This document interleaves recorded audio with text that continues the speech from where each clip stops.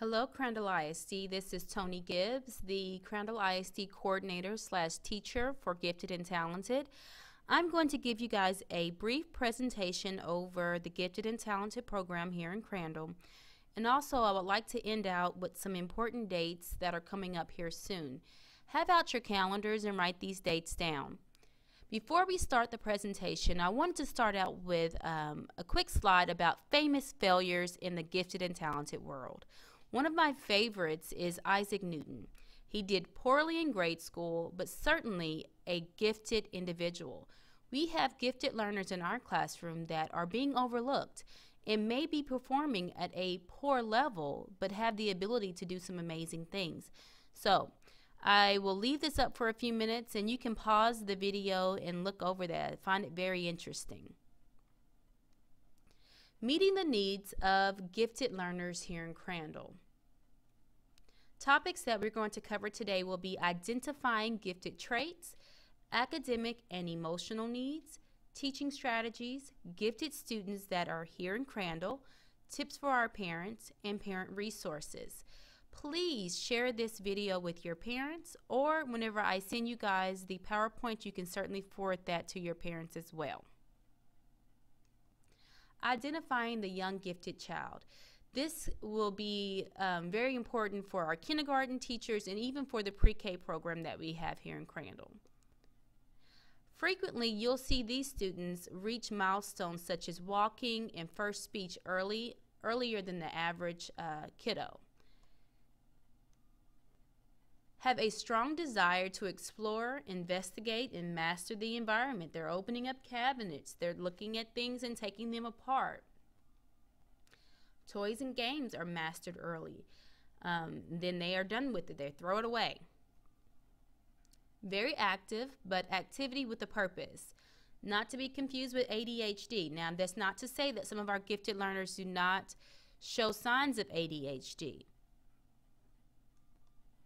Can distinguish between reality and fantasy. Now, here's the kicker. A lot of times those gifted kids who show early signs will have questions. They question everything. And one of the ones that they question the most would be Santa, or is the tooth fairy real? How could that be so? They're questioning things constantly. Very observant. They notice things other children of the same age would miss. Identifying the school age child. So teachers, this will be really for grades 1 through 12 or even kindergarten. Curious and enjoys learning new things. Absorbs information rapidly with less repetition. There are some gifted students that need repetition because they're not engaged in what you're saying. So don't get those two things confused. Excellent memory. Long attention span. They can have a long attention span in one area and not in another. So that's also things that we have to realize. Some of it deals with interest. Excellent reasoning and problem-solving skills. Intense interest. Unusual or vivid imaginations. Usually intrinsically motivated to learn. They're interested in philosophical and social issues. You'll see them go into the library and look at a lot of historical books, maybe even biographies and autobiographies, things that have happened that they're very curious about. Dealing with fairness and injustice. They don't understand why. Energetic.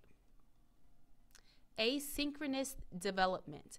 Sometimes our gifted learners will be gifted in one area and do very poorly in another. A gifted learner could be gifted in reading and not in math, which means that they could perform at an extreme high level with their reading comprehension, but when it comes to their math reasoning skills, they're performing at maybe one of your lowest levels. And that does not mean they're not gifted. That just means that they're gifted only in one particular area. Well-developed sense of humor. Perfectionist. Prefer books and magazines meant for older children. Cognitive traits of gifted learners. How they think. They have well-developed powers of abstraction, conceptualization, and synthesis. They can break things down very easily. Easily see cause and effects relationship. This happened, and this is what the effect is, and they understand why. Quickly see similarities, differences, and anomalies. Can see relationships among seemingly unrelated objects, ideas, or facts. And what's amazing about a gifted learner, they will see things from a completely different angle, a way that you may not even thought to see it. So that's something that's very important. Look for those type of traits. Readily grasp underlying principles and can often make valid generalizations about events, people, or objects. Often attack complicated material by separating it into components and analyzing the information. They want to know why things happen the way they happen and be able to break that down. Fluid thinking, flexible thinking, elaborate thinking, original thinking. All of these will be cognitive areas that you can look for in your gifted learners. Skeptical, critical, evaluative, making them quick to spot inconsistencies. They want to know why, and they're going to be listening to every detail, especially when they're engaged in what you're saying. All right, here is one that is sometimes hard for teachers to notice: social and emotional traits of a gifted learner. We talked about the word asynchronous development. That means they can be well developed, and whether it be in academic or cognitive abilities or social abilities, they can be well developed in one area and very weak in others. They can relate well to parents, teachers, and other adults. They like having that adult interaction. Heightened awareness, which can lead to high anxiety. They worry a lot. Inability to fit in with same-age peers sometimes. And I think we can confuse that with immaturity, but just their thinking process sometimes can make them feel isolated. And they don't really have a whole lot of tolerance toward some of their same-age peers. Exposure to subject matter beyond what their developmentally age appropriateness may be. Display intellectual playfulness. They love to be able to learn new things. Very sensitive emotionally and even physically. Miss social cues. Sometimes the social part is missing, but the intellectual part is there. Extreme need for justice. Things need to be fair. Perfectionist. We talked a little bit about that earlier. And fear of failure. They don't want to fail at anything that they're truly passionate about.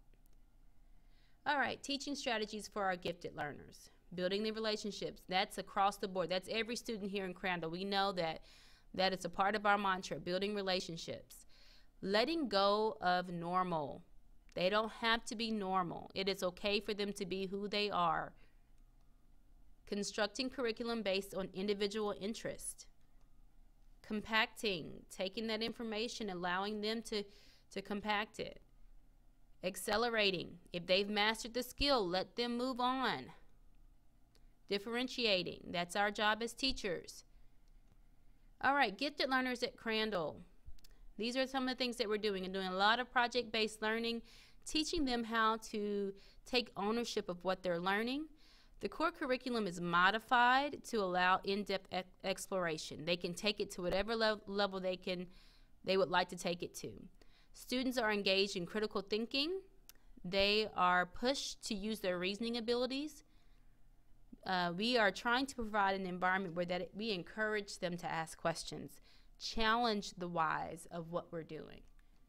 Students are developing their creativity, fluency, being flexible, being able to work together, problem-solving skills.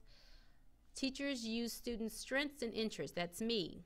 As their gifted and talented teacher, I'm having to look at what are they interested in. Effective needs are addressed through individual goal setting. That's very important, and letting them have ownership in that. How Crandall's gifted program differentiates, we're continuing with that. They're taking ownership in what's going on, so they're having self-assessments. They're setting goals for themselves. Critical and creative thinking skills. continuing formative assessments. And a lot of these things that I'm talking about aren't just going on in the gifted and talented classroom for the pull-out program, but they're also going on in the Gen Ed classroom as well. Students are placed beyond grade level for additional challenge. If they've mastered or reached the level where there's no one else in their class that they can work with, it's okay to let them go into a classroom above their grade level in order to let them challenge themselves in a particular subject area. All grade level participate in project-based curriculum. All right, these things are tips for parents, okay? And of course, we want them to know what their child's interests are, being able to know where to go to really implement things that are going to help with those interests. Explore your community. Look and see what activities are going on. Use the newspapers. Go to the library. Don't be afraid to introduce new things to your student. Links interest to school. Whatever they're learning in school should be communicated with parents so that you can take it and use it for everyday experiences with the students at home. Communicate with your child's teacher. This is for parents. If your child is passionate about a specific topic, let your teacher know. Sometimes we don't know because they may be shy or apprehensive with sharing that information with us. Underachievers. Some of our gifted learners just are not performing where they should perform. So these are some of the things that you guys can do at home. Additional tips, just know that you are also your child's educator. So keep in mind that whatever you do at home will affect their learning environment at school. All right, lastly, relax and let them be kids. Sometimes our gifted learners may act like adults, but they are still students and they are still children. So relax and let them be kids. Please know that names have to be submitted to the district coordinator no later than January 16th. Names will be submitted to homeroom teachers, and this is what I'm talking to parents right now. If you are noticing some of the traits that I talked about in this presentation at home, please submit your child's name to your teacher. And you can pause the video and look over some of the websites that I have here.